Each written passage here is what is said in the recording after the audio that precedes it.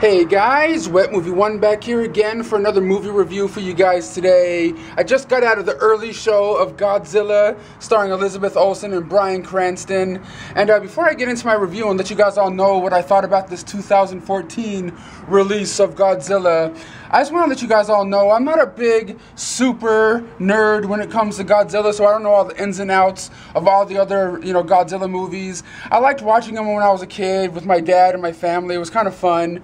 And I really did kind of enjoy the one with Matthew Broderick that came out a couple years ago, which I know everyone fucking shit on, but I kind of like that one anyway because the end, the whole thing with the, Godzilla kind of reminds me of Jurassic Park in a way, so that's why I kind of like these kind of movies to begin with.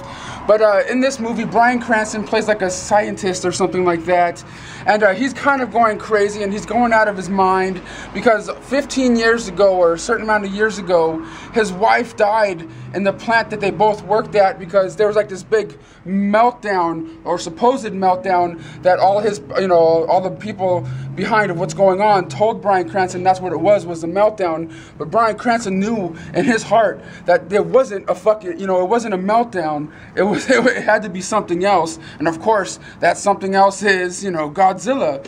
But in the meantime, before they find out what, that it is Godzilla, Bryan Cranston and his son go back to the old house to try to find these discs that, Bryan Cranston had to try to prove, that he's not crazy, that everyone, because everyone thinks he's nuts, thinking it's something else.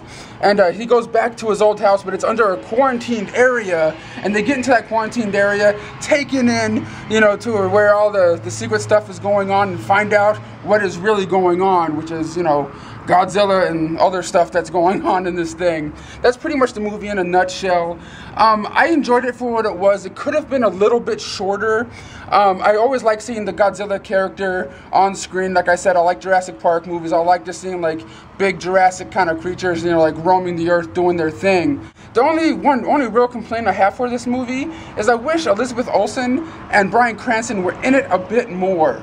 You know what I mean? Because when I saw Bryan Cranston in the trailer to this movie, I was like, oh shit, I'm gonna see this thing because Walter White's in it. Breaking Bad, baby. That's what I was pretty much coming to see this movie for. That and to see the cool special effects with Godzilla and things like that.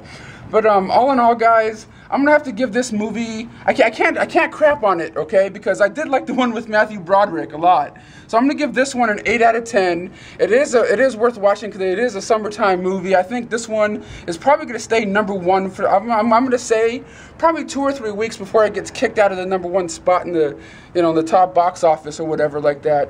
But you guys all know I ask you guys a question in these review videos, and mine is, what is your favorite Godzilla movie, and what is your worst, Godzilla movie that you ever seen? Let me know in the comments. Also, give this video a thumbs up if you guys enjoy my movie review videos, and I'll see you guys all next time.